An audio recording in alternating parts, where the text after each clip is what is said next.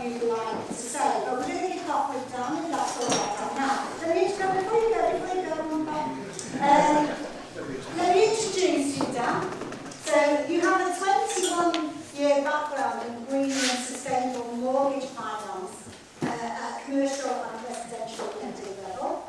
You joined Ecology in 2002. You're the mortgage product manager. You're going to explain a bit more about the products in your presentation? Yeah, more specifically, yeah. Okay, perfect. And you're looking at how Ecology can be leading the way in creating new and exciting impact-led green mortgage products. So over to you, Dan. Thank you. Cool, thank you.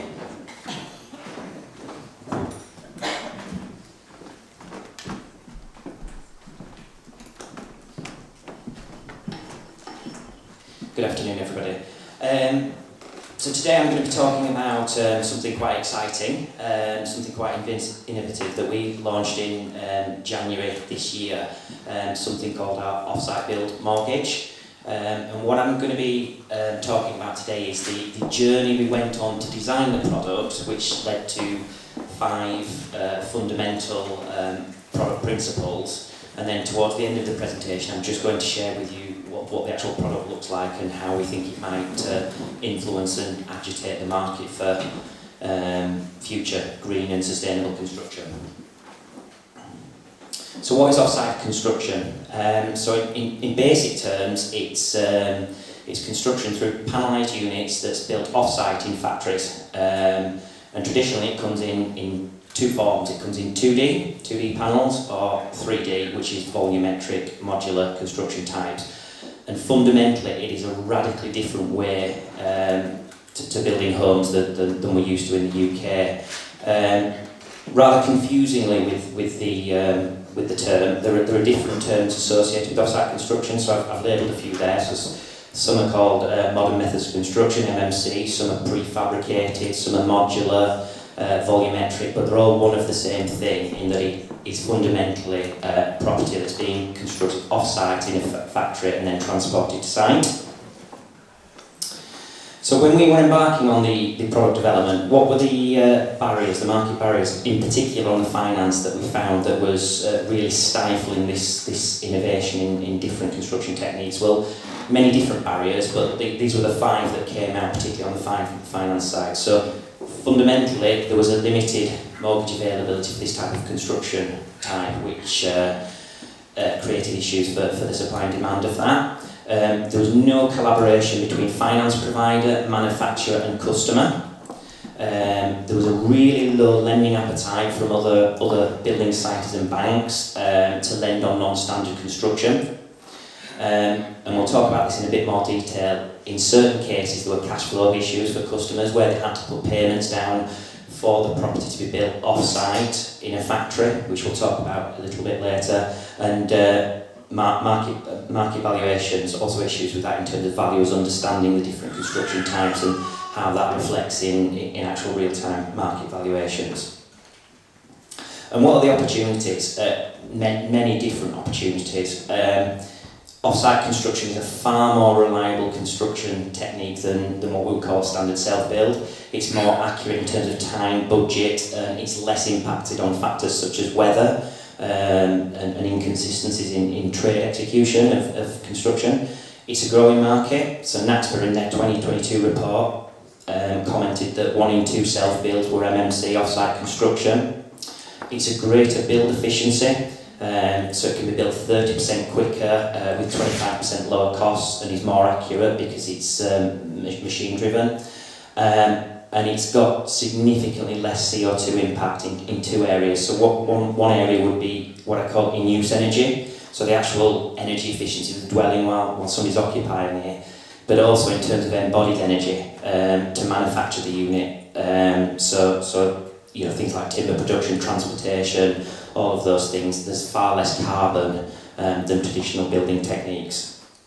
And when we looked at the market analysis for self-build stock by country, we noticed 2 things. The UK is a significant lagger compared to other countries, and if we're to achieve our net zero targets, which I've heard mentioned in the audience today, there are 2 things, fundamental things that we need to do. One is a targeted focus on UK retrofit, existing housing stock, scaling that up to a higher energy efficiency standard.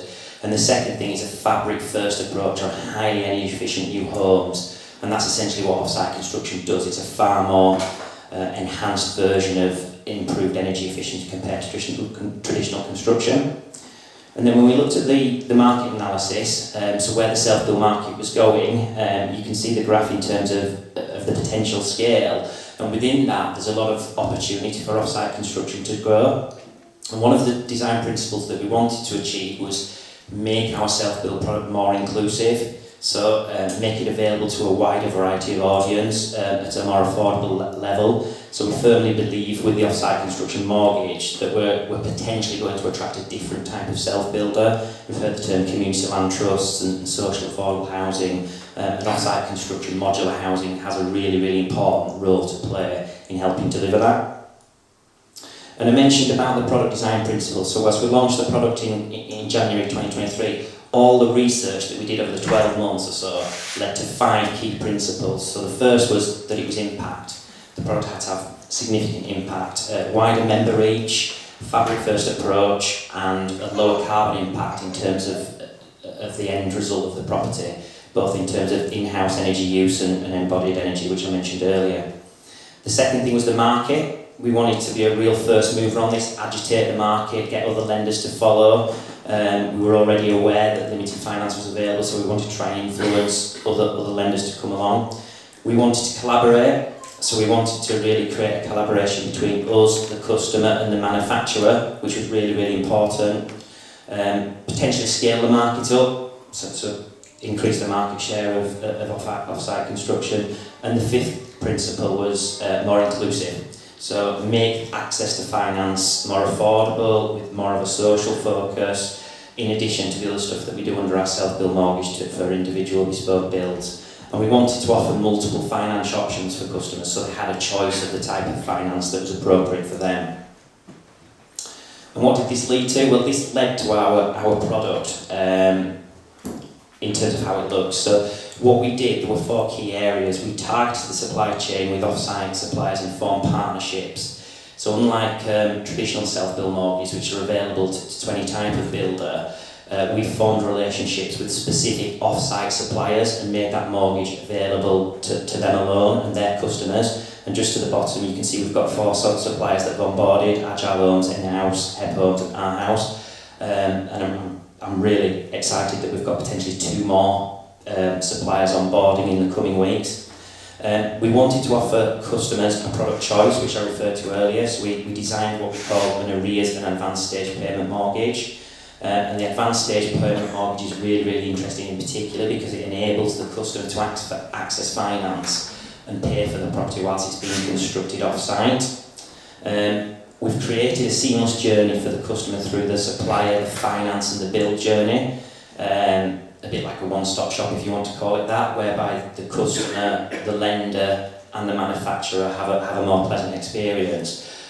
And we've built into the product design lower interest rates based on energy efficiency outputs. So depending on the energy efficiency target that the customer achieves, based on a SAP rating or whether it's a passive house certification, we potentially lower the interest rate of the mortgage through those standards. And there's a few things that are really, really important to this and the market benefits, and I've listed them here. The first one is that we're the first off-site self-build mortgage in the market. There's no other off-site build mortgage in the market at the moment. We're the first lender to offer an off-site build mortgage with both an arrears and advanced stage payment. And we're the first lender to form partnerships with suppliers and make that mortgage available exclusively through those suppliers. And we're the only lender that links the supply chain, finance and the construction chain together. And combined with that, the unique mortgage pricing we offer really creates a sustainable end product for the customer, both in terms of the property that they're going to achieve and build, but also the mortgage pricing principles that we adopt. And that's it from me. Lovely, thank you. Thanks very much. Thank you. Come and take your seat down. We'll come back to questions in a minute if that's all right. Let me just ask you a question. Have you had any applications yet? We've had 2 at the moment. Ooh, and how long are they likely to go? When will we actually maybe see decisions made on I was going to say build, but that's the wrong phrase, so suddenly it's starting to happen. So part of the ambition with the product is that we increase the suppliers that are on board. So we've gone with quite a limited range of 4, and the aim is to expand that out by the end of the year to about 8. So there's a wider reach to help customers to build these properties. I would expect the 2 that are ongoing at the moment to kind of convert to what I would call actual mortgages in the next couple of months or so. Okay, so we might well see something fairly soon. Brilliant. That's really, really good news. And I should have done this at the start. I'm going to do it very, very quickly. It's Bethany here. It's doing, okay, so I might need a bit of help with this, but just to say, we're going to order some taxis. So I'm just going to get some numbers. Does anybody need a taxi to Victoria? Got one. Okay. Anybody need a taxi to Piccadilly? Please put your hand up. 1, 2. This is colleagues as well as members. Is that just 2? Okay, 2, 3. Okay. So if someone could let me know, 1 for Victoria, 3 for Piccadilly. Thank you. Perfect. Thanks very much, Dan. That was absolutely brilliant. Thank you. We'll come back and have a discussion in a bit. But Marianne, can I kind of have a chat with you first? So introduce you to everyone who may not know you. You're the technical lead at People Powered Retrofit. I am, yeah. Yeah, which sounds great. You're working on development of services, training, tools to support more and better domestic retrofit across the UK. I know you've been working around this sphere for many, many years, haven't you? A while, yeah. Yeah. So I started out doing kind of decent homes plus work in the late 2000s, and then got involved in the technology strategy board Retrofit for the Future, a few of those projects. So I've had quite a long involvement. I'm an architect by training, so in the kind of technical background of things. But I guess the point with People Powered Retrofit is that it's not just a technical problem that we're addressing. Like I can get really nerdy about specifications and energy modelling and all that kind of thing, but if we just solve that and don't solve some of the logistics and the kind of social infrastructure and all the other things that need to happen to make more and better retrofit work, then we won't really get anywhere. So tell us about what some of those are. Then you mentioned the kind of social, the people elements of it. Tell us a bit more about the non-techie bit. Yeah, well, I suppose there's 2 aspects to it. There's always been a bit of a struggle, I guess, balancing them against each other. For more retrofit to happen, you need more people to want it, so you need more clients, customers, homeowners who want to carry out retrofit. Because every bit of research I've ever done when I've spoken to people in the industry about what would get you into retrofit, they always say, well, if there was demand. Okay. And how much does that sound to price? It's interesting. So a lot of the time, the people that we're talking to are not motivated purely for financial reasons. Probably like a lot of people in this room, you're doing things for some things that benefit you, like having a more comfortable and healthier home, but also because you're passionate about tackling climate change and you believe that this is the right thing to do, so you're prepared to take steps in your own home or in a building that you have control of to make retrofit happen. And if you were saying there that, not necessarily down to price, that a lot of it is about demand, Yeah. why in your view is there not more demand? Well, we found that there's quite a lot of demand from certain groups of people, but one of the barriers that they then face, these are kind of the early adopters and the innovators, they want to do something, they're not entirely sure what they should do, and then you see kind of, if anyone listens to you and yours about heat pumps, horror stories, absolute horror stories. People don't want to get things wrong, and obviously it's quite a big investment. Yeah, 10 grand is big or whatever it is. Yeah. So you really want to make sure that you're getting the right thing, but at the moment it's quite difficult to get access to advice, and then that's the other side of things, in that demand is definitely growing for this, but the industry, in terms of like supply chain skills, people who can do the work, is struggling to catch up a little bit, and that's partly because it's been very stop-start in the last 10 years, so I've been involved in this kind of field for a while, but, you know, funding taps get turned on and off at random intervals. It's not really something, if people are going to develop a business, scale up a business in this area, they needed certain degrees, they need certainty, and there hasn't been any till now, so I think what we kind of decided with People Powered Retrofit is that we'd set up something that wasn't so reliant on those on and off funding streams, because there are plenty of people out there who have some money, want to do this work, so it was about helping them with the non-financial barriers that hopefully would then get a bit more of a supply chain going, and then you kind of build momentum from there. And just quickly if you do anything about water consumption. Yeah, we do. We normally talk about spray taps and shower flow and all that kind of thing, yeah. Sorry, I missed those two things. Low flow taps and shower heads and all that kind of thing is a basic measure, but yeah, we do think about water consumption. Okay, can I add some suggestions to this one? We waste enormous amounts of good water every day, and we've all done it today already, which is in flushing the toilet. Huge amounts of money.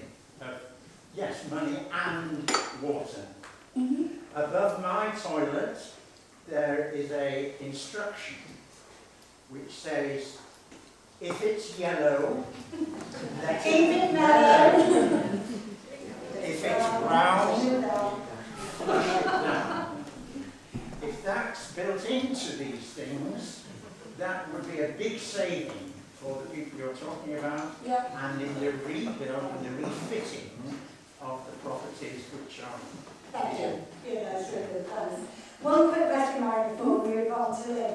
What are the big innovations around in retrofit that you're seeing at the moment that really excite you the most?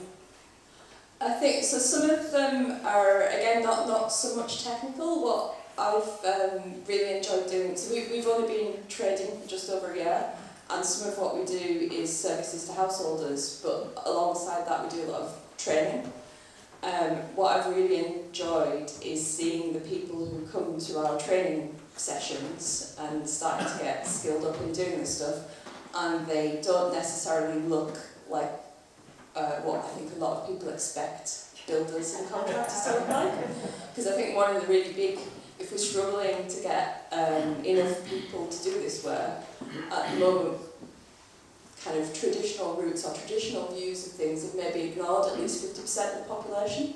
Yeah, absolutely. I mean, that's one of the things. Often people talk about green workforces and things, and they kind of put in probably a lot of the time quite low-key stuff and low-key jobs. So I'm really happy that we're providing spaces that enable people who are interested in this, want to get involved, might be a bit put off by some of the other spaces. Thank you. So, I mean, it's really good. So we've had access to finance, ways of looking at the mortgage market in a very different way for different types of construction. We've had thinking about the people side of it, remembering that this is about people, not just about technical development. So let's move on to Lynn.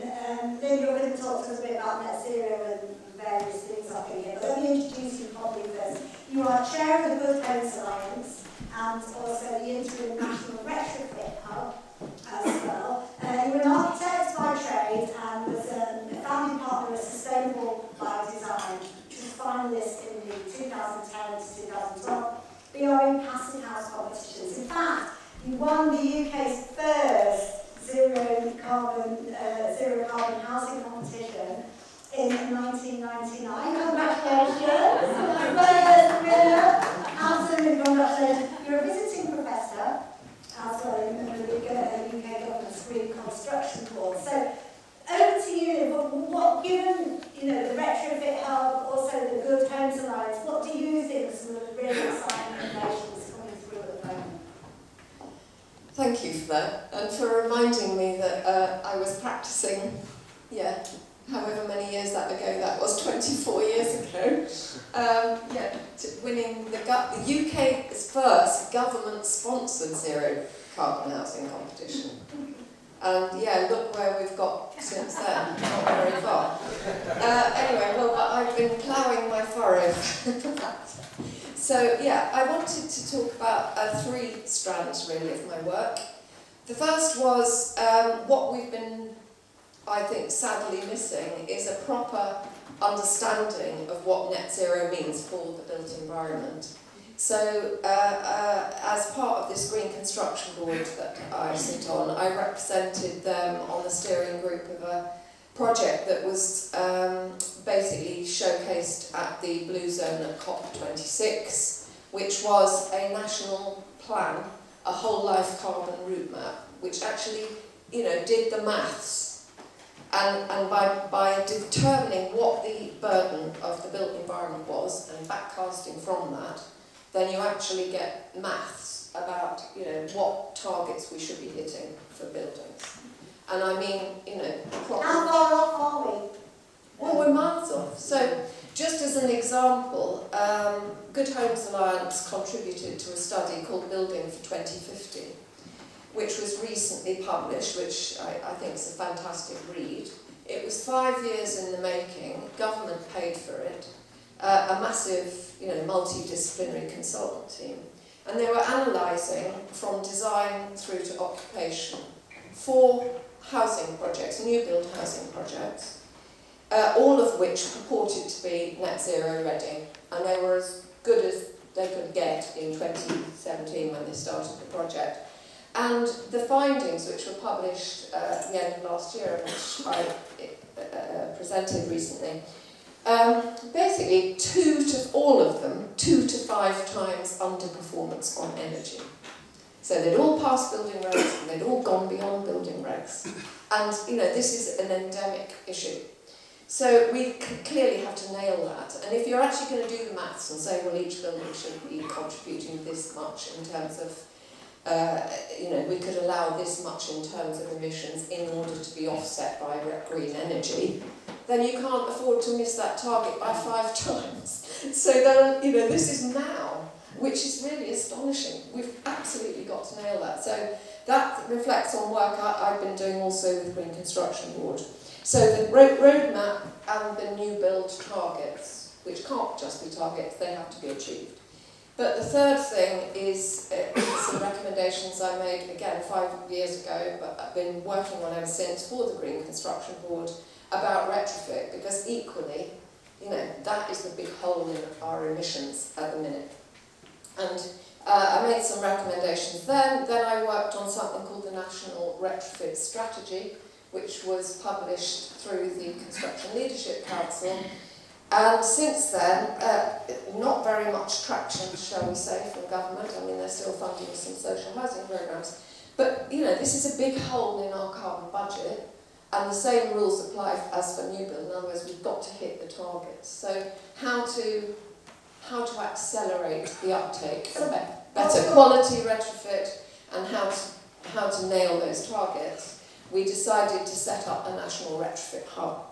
And so the idea is that the hub will enable local delivery, such as Marianne's been talking about, by equipping whoever, could be community-led, could be social housing-led, could be new local economic partnership-led.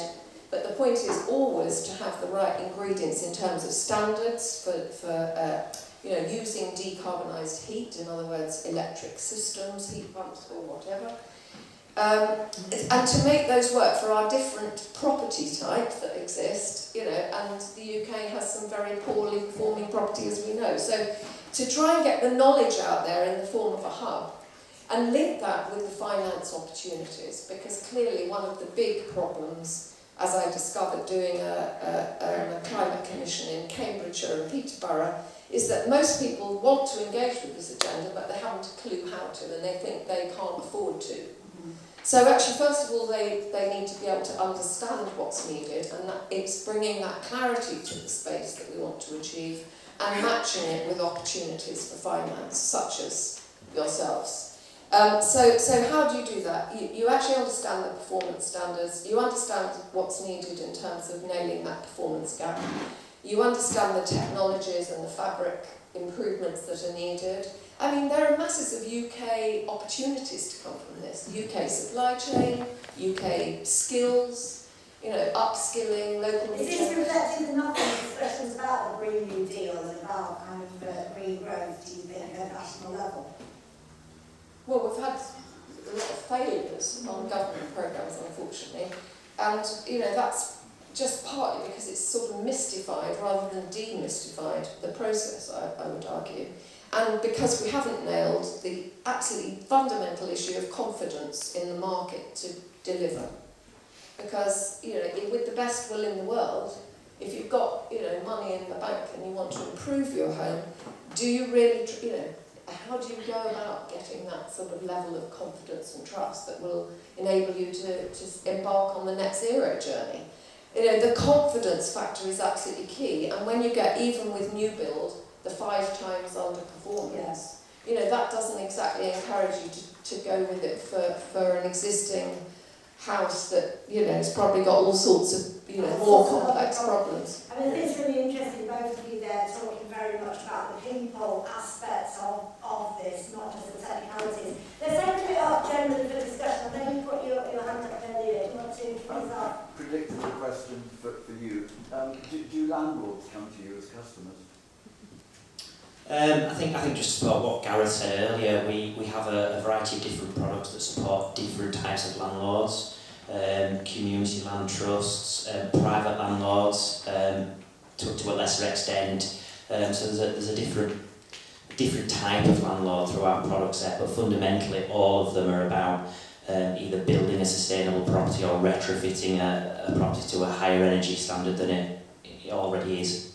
Can I ask you a quick question? I mean, I'm really pleased to hear about this because, you know, when I've been working in community-led housing over the last 4 years, I've been really keen at looking at all sorts of different forms of modern construction or different opportunities. So how far are you going? Are you talking about flat pack houses? Are you talking about container homes? Are you talking about 3D printing? What kind of, have you got any limits on what you're actually talking about with your mortgages? Well, one of the things that's been really, really unique about Ecology over the years is our appetite to lend on the different type of construction. So whether that be modular, whether it's 2D or 3D, or whether it be natural materials like straw bale, we've been really innovative over the years of our appetite to lend on the unusual, providing there's some positive environmental tiny impact. houses, the ones between the spaces and the garages, like some of the done down in Bristol? Absolutely.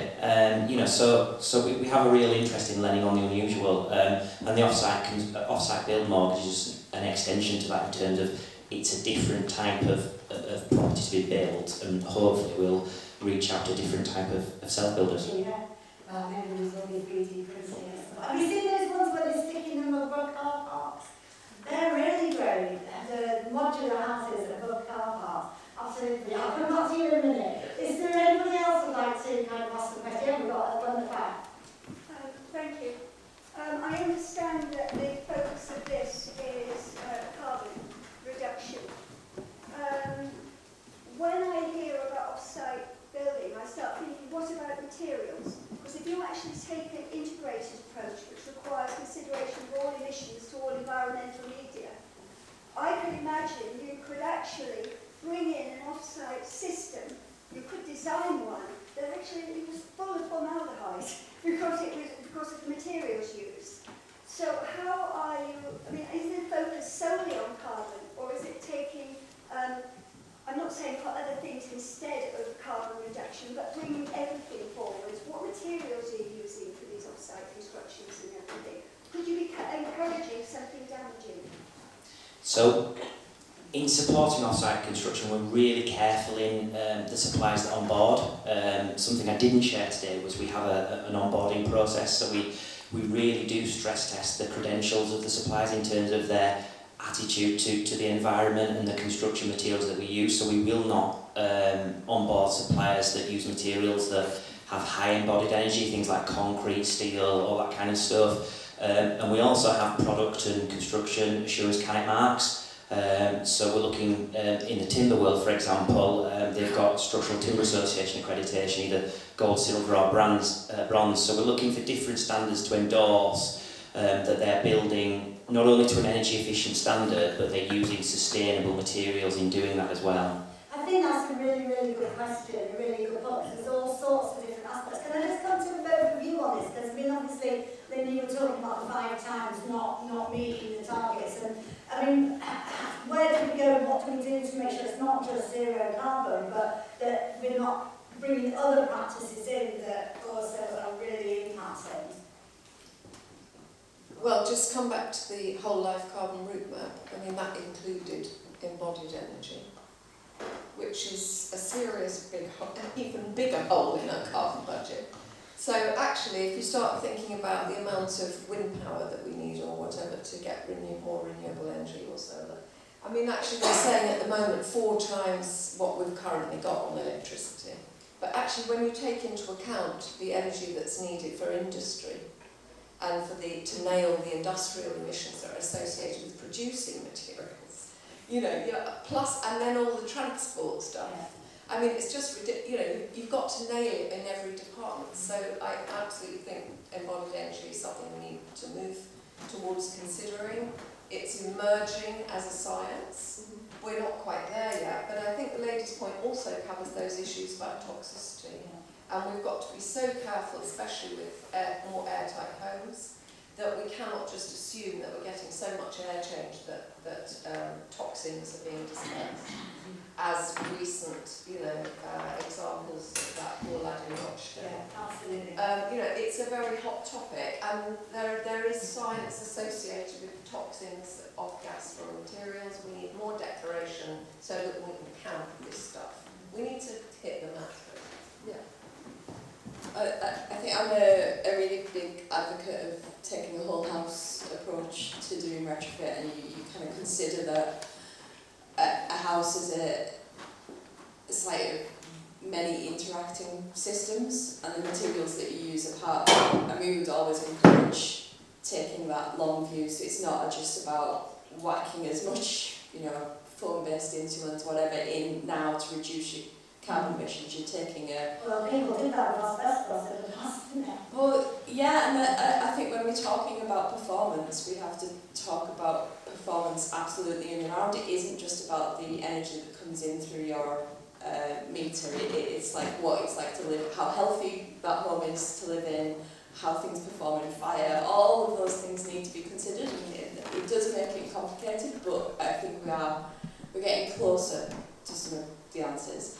I think the other thing I'd say, that something that I've seen change a lot in the last, even just in the last 3 or 4 years actually, is we're getting better at some of that monitoring and evaluation stuff. So once you've done work, going back to it, checking that it's done what was intended. Yeah. And that's even becoming a bit more accessible to some of the technology around that, to just an individual householder, so that they can keep track of their own energy use and they can understand, what the air quality is like in their home, that kind of thing. So that, I think that could potentially be really empowering, because once people understand that stuff and they start asking for it, and it becomes an expectation, because people understand, actually, if you fit the wrong type of insulation or you do it badly and it doesn't work as well as it should, you're not getting what you'd hoped for and probably paid for. And we're all, and then being able to share that so that we're all learning. There was one more question at the back there. Thank you very much. It's a question to Lynn, really. I wonder if you could help me with it. In my inbox at the moment is an invitation from a county council working in tandem with 9 district councils, looking at homes fit for the future, and they are toying for the first time in years and years and years with establishing a retrofit resource for the county. So from your perspective, what would be the 2 most telling things that I could offer the county by way of comment as to what they should do, for whom and how? That's a question and a half. Well, I would say an absolutely key thing in terms of our agenda for the hub, which would potentially, feed into and support this resource they're talking about, is an understanding for each house just what the journey should be to make decarbonised heating work, because heating is the big lump of our carbon that comes from our homes. So actually nailing that, not in terms of EPC, because that is way too vague and too variable. Actually understanding that is absolutely key. So that's absolutely number one thing. And I would say the other thing is the quality assurance. So for me, I've been around the houses with off-site construction, MMC, but actually to me, what it kind of tries to nail is that quality control, because you're taking a whole chunk of construction into the factory. And so I think having that end-to-end quality is what is really going to change the game on confidence. Because at the moment, you know, government's been running all these programs on social housing. We don't even have any data as to what actually occurs to people's bills afterwards, let alone their indoor air quality. So we've just got to start nailing this stuff. So having the outcomes registered and having that digitised so we start to get a database is absolutely vital. Apparently in Norway they have a really detailed database of every house with all its systems, you know, that is regularly updated. You know, some people call this a building passport, but you know, whatever you call it, actually having that knowledge and understanding, then you can start to model skills programs, you know, UK supply chain models, you know, you can start to do all sorts, but at the moment we're flying blind, to quote a colleague, yeah. Very, very quickly, and we'll move on to the next. Thank you, I understand you don't want to keep interrupting. Under gross zero, and we are still talking about net zero. The implications are much more radical. We all, in terms of expectations of living space, need to downsize considerably. Go and think about our own houses. Do we need all the space we have got? Or do we want all the space we have got and more? Now, I think this is the kind of thinking which is needed, which is very different and will come up with very different answers. And in the housing field, the Ecology Building Society is one of the leaders, not just in net zero, but at the same time, the implications of gross zero, because it's running away from us at the moment. The climate is getting hotter and hotter and hotter, year by year by year, and do we want to know what we have to do? And what we have to do is to downsize our houses, we don't need car parks, for example, for God's sake. We have to stop driving. We have to stop flying. We have to stop buying new clothes while we still have clothes to wear in our wardrobes. All of these things are ridiculous, but they're all fall within net zero. Thank you very much for that. Bringing us back to what it's all about on my way and why we're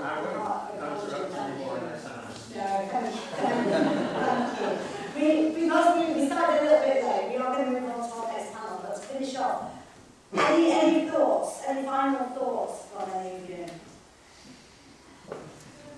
Yeah, sorry, I was actually speaking with Louise last night and we were talking about the potential for overheating, and I've just finished it, there was a podcast which we did at an event recently, Good Homes Alliance, which you support, so thank you for that. 90% of our homes, of our existing homes, will overheat, seriously overheat in a +2 degree warming scenario, and we are well on track to go beyond that.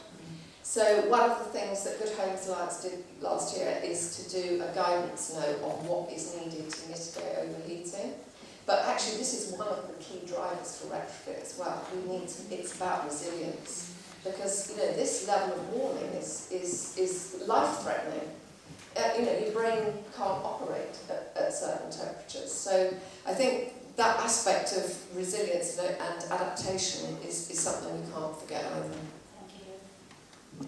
I should probably thank the Good Homes Alliance, because the tool that was developed as part of that is incredibly useful and we use it in our work all the time. It's just a very kind of checklist balancing of overheating risk. So But I think this is, I suppose the point I make is that we do need things like very clear targets that have to become real rather than just be targets, because the climate doesn't care whether the carbon's in a spreadsheet or not. If it's there in the atmosphere, it's there. Whilst at the same time seeing how that all fits into the bigger picture, because I think one of the reasons that I actually I'm in this to do hopefully useful things, but I also quite enjoy the work because it is quite complex and you're having to think in systems, so you're thinking about the materials you're using, the energy that a home's going to use, what it's like to live in that place, what the air quality is like, overheating, all of these overlapping things, and not kind of using the right metrics to guide that. One of which might be peak heating demand, so even if you've got a very big house, you're only allowed a certain amount of heat. And making it all fit into that bigger picture, and you kind of have to keep switching between the two to make it work, I think. Thank you. Dan, last thoughts? I think it's just a reality check on the scale of the work we need to do as members, as a community, to combat climate change, and just the amount of work and different areas that need to cover, whether it's assurance, it's confidence, it's access to finance, technology, all those different things. This is just the start, and there's so much more work to do, and it's just a reminder of that, really.